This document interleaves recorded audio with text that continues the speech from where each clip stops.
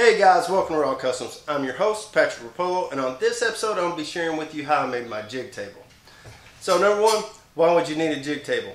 Well, have you ever needed a second, third, fourth pair of hands? That's what a jig table's for. It allows you to lock down, let's just say if you're working with wood, it allows you to lock wood in place, your joints. It allows you to add your fasteners, nails, screws, glue, whatever it is that you need to tie your two pieces together, and you don't have enough hands to do it. That's where the jig table comes in handy, guys. So this is another scrap build, guys, and if you've been watching me, you know I love to build stuff out of scrap. So why build out of scrap? Number one, it challenges your creativity. Number two, it saves you money. That's a no-brainer, guys.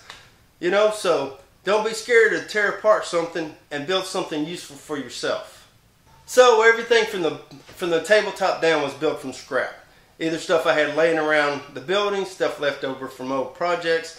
Once I get to the tabletop though, I had to buy a 3/4 sheet of MDF, which I picked up from Home Depot, $25, $30. The main money was in the T-rail system. So what is the T-rail system, guys? The T-rail system, in this case, is aluminum strips with a channel cut in it. And you're able to take bolts with a slide in, spin them down, and lock your projects in place. This allows you to hold them in place while you nail them, screw them, whatever it is you need to do. It just allows you to hold the piece in place. This comes in particularly handy when you're using a router or something like that to hold your piece in place. Now I also use this table just as a regular table, guys. When I'm not needing the T-rail system or to use it as a jig table, I just take a sheet of masonite and I lay it over the tabletop, so that way if I spill any glue or anything like that, it's not getting in my tracks or anything like that. Y'all have seen this plenty of times when I did the Iron Man, the Ant-Man.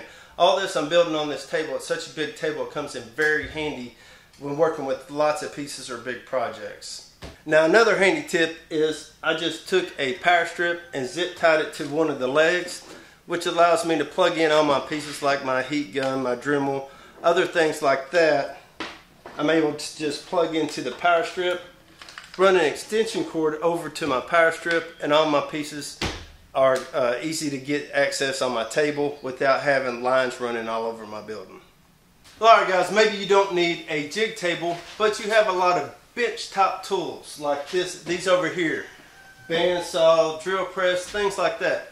Okay, this is built basically the same way as far as the base goes, still on wheels where I can roll it around, but I placed all my benchtop tools around the table where I can work around it, and when I'm not using it, it rolls in the corner out of place.